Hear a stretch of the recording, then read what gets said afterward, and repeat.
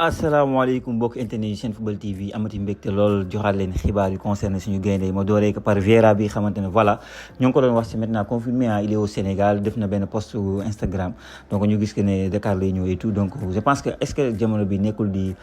pare négocier avec la fédération sénégalaise de football pour mu nekk suñu prochain coach. Faut savoir que dañu war a jouer match éliminatoire Coupe d'Afrique bientôt donc ba tax na jàpp naa ne Vieira je pense qu'il sera là maintenant il faut régler la question de Pape Thiaw bi xamante ne li ma ñu ko 100% vu que dañ ko war a fay ay arriérés de salaire donc du coup loolu moo peut-être jël mbir mi temps bi mais Vieira au Sénégal c'est pas tout souvent lañ koy gis et de du hasard fan yi passé ñu ngi doon waxtaan war a nekk si finalisation donc si diggante bi ñu gis fii benn Vieira quand tu réfléchis bien ça veut dire que Vieira au Sénégal peut-être pour wax donc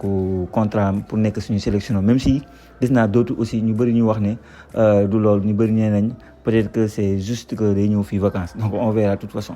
donc MS Faye daaxal nañ ko du côté de Côte d'Ivoire c'est l'Africain, l'Afrique c'est comme ça quand tu passes à côté voilà et même si bon le très haut niveau souvent c'est comme ça on lui reproche surtout le match contre la Norvège bi leen toogloo du coup jamono bi may wax ak yéen nii MS Faye n'est plus le sélectionneur et selon taskatu xibaar yi kii bi comme c'est comme Sénégal ah fédération bi mooy fay foofu donc fédération du fay foofu boobu ministère bi moo fay moo tax ministère bi daanaka moo daaxal la ñu wax mais c'est même pas la fédération ivoirienne de football donc MS Faye xam ne après mu jël CAN bi daaxal nañu ko daal bu ñu jógee foofu nag Moussa donc joueur norvégien moo dugal bii bu rëy bi contre Côte d'Ivoire moom nag jamono bi Milan AC moom la bëgg parce que Milan faut savoir que donc seen joueur bi di Leao dañ ko bëgg a jaay donc il est très proche de Fenerbahçe donc pour le remplacer international norvégien bi Moussa bi nekk du côté de Leipzig moom la ñu bëgg a jël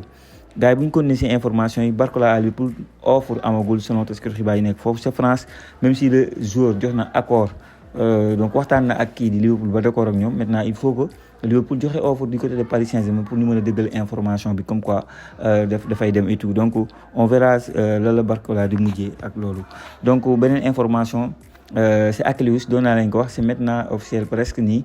du côté du PSG on parle de 50 millions d'euros donc 50 millions d'euros bi xamante ne dinañ ko jox Monaco donc concernant Akelius bu ñu jógee foofu aussi on va parler de Vinicius Junior Vinicius nag waa Arsenal dañ ko teg waa kii dañ ko tegal ultimatum waa Real Madrid dañ ko defal ko proposition contrat bu baax mais gars yi waxuñu ñaata la ak nan la ñu nekk boo accepté lee nag on va te vendre quoi loolu lañ ko xamante duñ yokkaat xam naa peut-être Vinicius nag mën na laaj nga ni salaire yooyu ëpp sax Mbappé wala mu tolloog moom wala mu jegee ko et Real Madrid ne veut pas prendre de risque jox ko yenn salaire yi même si mënuñoo bëgg na mu toog parce que dafa am benn poste bu am solo xam ngeen ne Guimarães d'accord na pour dem Arsenal on a parlé de 90 millions donc moo tax information daal dinañ concerné parce que naa wax Lamine Camara léegi nag agent bu Guimarães dafa dugal benn photo poste bu xamante ne Vinicius ak Guimarães ñoo si nekk c'est comme si il attend la venue de Vinicius c'est comme si ñoom xam nañ ne Vinicius quoi qu'il arrive il sera joueur de Arsenal parce que poste boobu c'est du hasard kii Guimarães signé Arsenal pour 90 millions d'euros par hasard kii am na photo bu ko neex mu tànn photo bu ko neex amul photo bu muy tànn bu dul photo Vinicius à côté de donc Guimarães loolu ça veut tout dire quoi on verra en tout cas vous les supporters du Real Madrid xam naa du si ñàkk bëri ngeen ci commentaire qu'est-ce que vous en pensez gars yi bu ma waxee ne Guimarães nag dem na du côté de Arsenal 90 millions ça veut dire que notre joueur notre pépite noonu laa ko mën a tuddee parce que am nañ ci moom yaakaar ba tey Lamine Camara bi nekk Monaco mën na ko remplacer temps yi passe gis ngeen taskatu xibaar yi nekk foofu ci Angleterre ñoo ngi wax ne donc pour le remplacer le joueur ciblé par Newcastle c'est Guimarães faut savoir que Lamine Camara faut savoir que Guimarães Olympique Lyonnais la nekkoon xam nga donc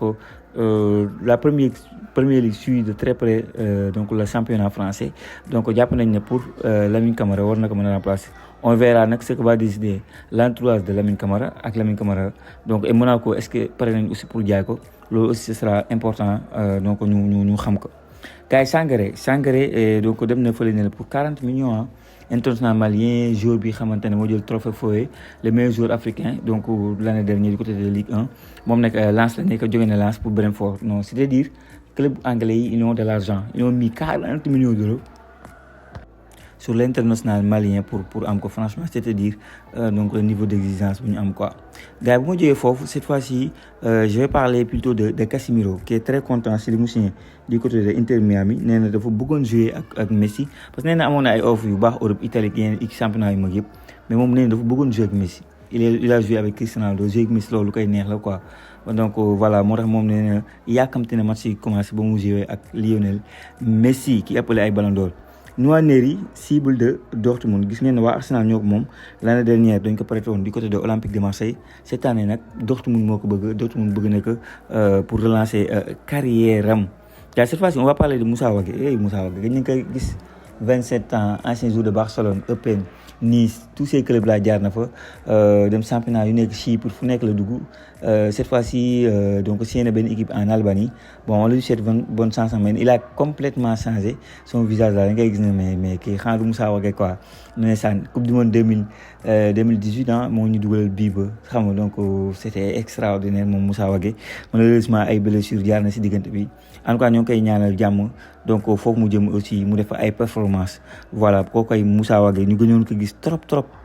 donc gars yi bu ma jógee foofu cette fois-ci je vais parler donc de kii di Nampalys Mendy qui va signer à Metz jusqu'en 2027 donc day signer Metz jusqu'en 2027 donc waa Metz comme li ñu def ak Bouna Sarr rek la ñu def ak moom maanaam dañ ko bàyyi mu ñëw def ay tests ba mu doy leen ñu jël ko quoi. Je pense qu'il va beaucoup apporter à cette équipe là bu Metz en termes d'expérience il va beaucoup aider les jeunes donc Nampalys Mendy joueur bu Sénégalais yi bëgg fii si réew mi moom dem na du côté de Metz après mu nekkoon nag agent libre maanaam ñii dañoo négocier ak moom bàyyi ko mu def benn test bu mu réussir test yi mu doy leen ñu jël ko. gars yi bu ñu jógee foofu Baresi ancien grand joueur du Milan AC de l'Italie et tout xam ngeen ne tey la gaañu mu nekk pour les générations bees duñ ko xam sama génération mais bon boo seetaan documentaire yu bëri yi nga xam ne noonu ndaanaan dëgg la woon quoi.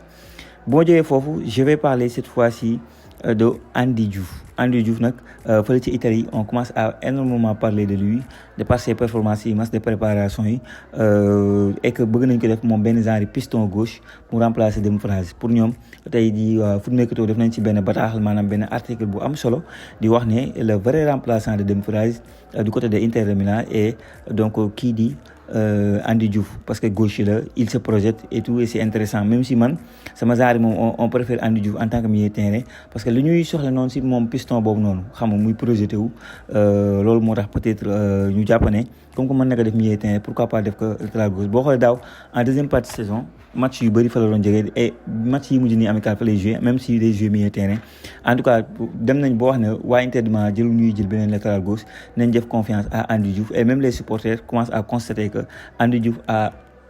tellement progressé au poste de piston gauche que c'est très intéressant en tout cas ñun bu fekkee moom Sénégal lu ñu ko jël nañu ko jël en tant que milieu de terrain démb sax am na mu leen fàtte wax Zidane ñu ne moom nee na centième bi gën a rëy donc lii la milieu de terrain ma xam ne samay wax ñëw na temps yi passe maa leen defal vidéo nee na Andy Diouf mi nañ ko woo parce que Zidane mën na ñëw woo ko et tout léegi nag démb ma lire benn bataaxal article encore ñu ne Zidane pour moom centième bi mu gën a mag milieu de terrain te mën na woo ay surprise mën na woo ku ne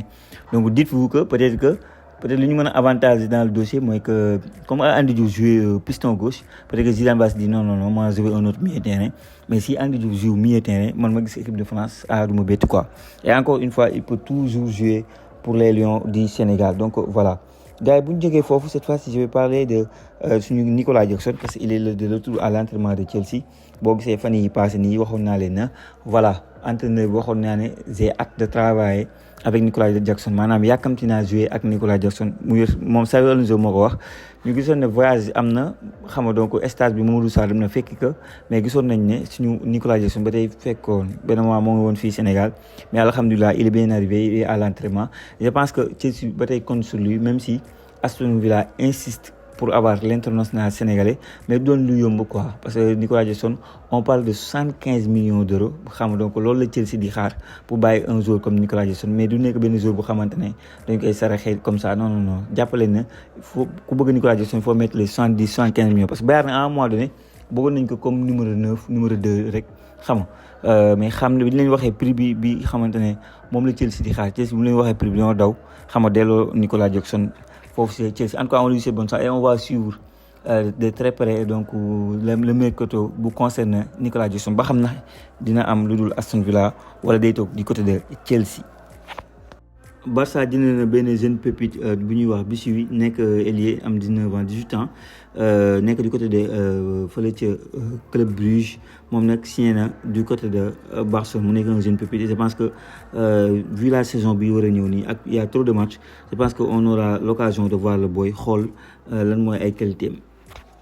Gars yi est-ce que Mamadou Sarr du toog finalement à Chelsea parce que man maa ngi doon ragal vu la forte concurrence te démb maa ngi leen di andi défenseur 10 défenseurs la Chelsea am jamono bi may wax ak yéen nii yoo xam ne ñu ngi ci match de préparation yi de Chalobah mi ci la bokk am na ñu ñëwagul parce que coupe du monde lañ jógee tout mais finalement Chalobah moo nar a dem du côté de Como xam nga ñu leen doon wax ne Como bëggoon na prêt de Mamadou Sarr loolu information boobu génnoon na mais Chalobah actuellement moo jël yoonu dem du côté de Como et Como nag donc bu ñu jëndee Chalobah dinañ gën a xaalis parce que équipe bii di Chelsea attend de 30 millions pour 30 millions d'euros pour jël ko quoi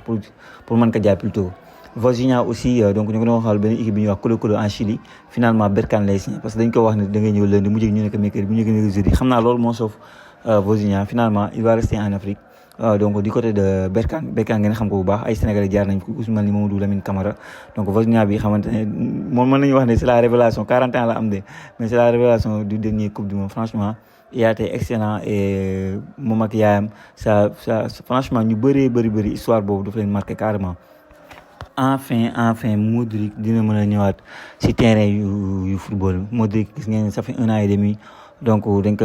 jàppoon pour dopage et tout suspendre que boobu léegi jéewul 4 ans sax la ñu waxoon finalement wàññi nañ ko mooy il a hâte donc demoon nañ sax ba mu ne day def course de vitesse quoi donc athlétisme doon na ko def gaaw trop nag xam naa loolu information boobu gisoon ngeen ko. Donc il va faire son comeback du côté de Chelsea je pense que nag booy parfois seen choix de carrière la yow Arsenal lu jubóowoon waxtaan ak moom ba accord lépp leer mu war a signer Arsenal waa Chelsea jógee fa la génne benn 100 millions yokk salaire am vite fait mu bàyyi fa Arsenal dem Chelsea. Parfois yenn choix tu ne comprends pas yow entraîneur moo la jaay projet moo na soxla na la waroo fa jógee comme ça quoi waroo woon signer benn club mberf. Donc kii tamit suñu gaynde bi xamante ne mën na jouer te mu nekk Espagne souvent ngeen koy wax donc di Ousmane Diallo Thiaw xam nga defal naa ko fi ay vidéo nekk Dortmund et tout dem na du côté de Parme nag en Italie j'espère qu'il va faire la carrière à la Assane Diao parce que Assane Diao dafa jógee Betis Séville donc du côté de Como gën a leeral talent am ñëpp xam ne kii il a du potentiel il est puissant il est intéressant donc booy boo xoolee bon niveau mu nekk on peut dire que c'est 4e division la de xam nga réserve bu Dortmund 4e division la nekkoon maanaam 4e division bu Allemagne la nekkoon. Donc instant yi nii là c'est la Serie A Italie c'est relevé on va voir Slot moom dañ ko jox équipe bu kii mu bañ hollandais dañ ko jox équipe mu ne non il est pas encore prêt pour ay sélection ba tax na moom jamono bii nag donc waa équipe bu Al Ahli moom mooy waxtaan ak moom Al Ahli bu ñoom Edouard Mendy ñoo ko bëgg a jël à savoir que entraîneur bu Al Ahli boobu nag moo dem du côté de Newcastle du coup Slot jamono bi xam naa ne est-ce qu'il sera tenté donc par benn aventure bu xamante ne foofu ci Arabie Saoudite la surtout que en termes de salaire donc di nga si gis boppam mais moom information yi nga xam daal moom la fekk benn équipe bu Hollande di ko laaj parce que moom Hollandais la daf leen xamal ne carrément moom club la bëgg je sais pas nag ndax club bi muy wax Arabie Saoudite lay doon wala donc fii lay doon nu mu tuddee sax Europe. gars yi bu ñu jógee foofu gis ngeen maa ngi doon wax démb Ibrahima Mbaye est bien jusqu'à présent à Jambar c'est pas nag ndax si tey dina jël avion dem mais il est bien du côté de Jambar di entraîner ak ñoom institut Jambar fa la nekk on va voir na parce que waa PSG loo si mën a dégg jamono bi may wax ak yéen nii ils ont repris et donc leurs internationaux ñoo ngi dem maa ngi gis ay Pacho maa ngi commencé gis joueur du ñu benn donc on verra donc kii di Ibrahima Mbaye kañ lay dellu